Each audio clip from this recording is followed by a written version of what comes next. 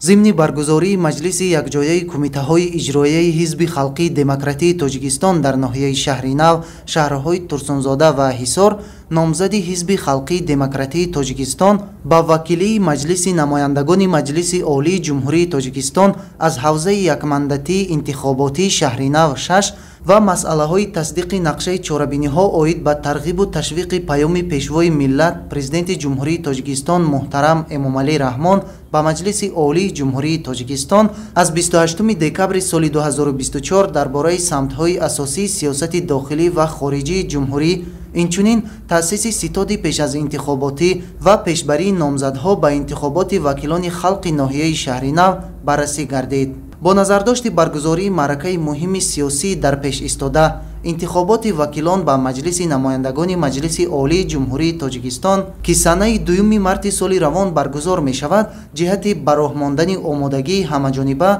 ستاد پیش از انتخاباتی نزد کمیته های اجرایی حزب خلقی دموکراتی تاجیکستان در ناحیه شهر نو، شهرهای ترسونزاده و حصار تأسیس داده شد. در اساس طلبات ماده 31 قانون کنستیتوسیونی جمهوری تاجیکستان درباره انتخابات مجلس عالی جمهوری تاجیکستان از حوزه یکمندتی انتخاباتی شهر نو 6 نامزدی بیگا و امیده گل محمدovna با وکیلی مجلس نمایندگان مجلس عالی جمهوری تاجیکستان پیشبری گردیده طریق آوازدهی پنهانی دستگیری یافت.